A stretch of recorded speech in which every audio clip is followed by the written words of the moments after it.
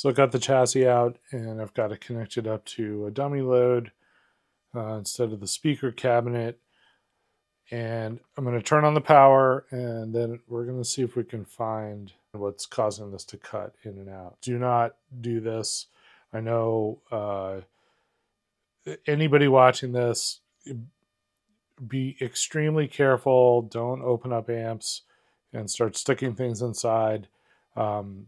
I've been doing this for a long time. I understand electricity. I'm using a wooden chopstick, which is not conductive. So please, please, please be very careful. All right, I'm going to flip on the power now. And I just touched the hot leg and it went out. So I am thinking that it is this hot connection.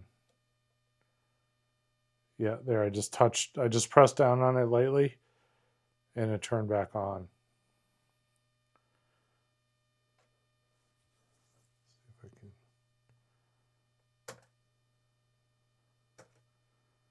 I can. Yeah, moving the neutral doesn't do anything. I'm going to try the hot again. All right, so I'm going to pull that off and crimp that down a little. All right, I checked all the other connectors and they seem good. So let's fire this up again and see what happens. Okay, power on.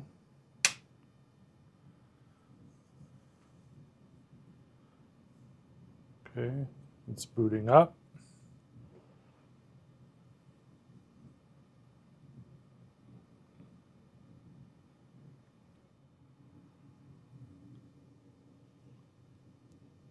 And it is not coming back.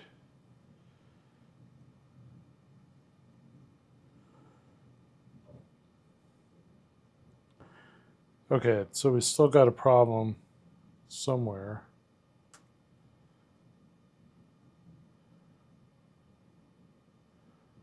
Huh, okay. I may have missed these pink wires here coming off the transformer. I'm not sure exactly what those are for. It's probably a low voltage supply. Let's see if I can get that to happen again.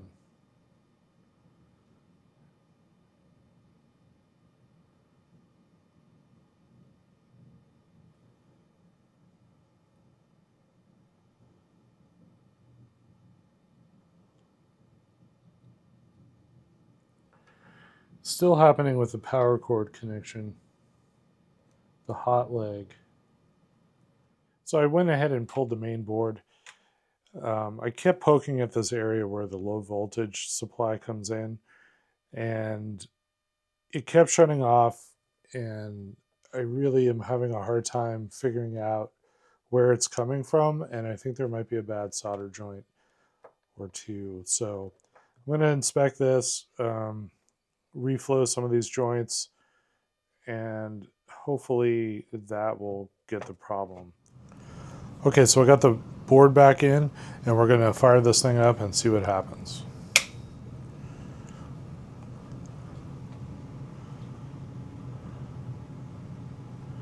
Okay, there it's booting up.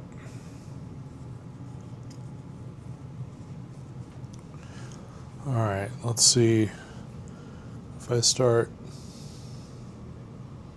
pressing where I pressed before and it would shut off.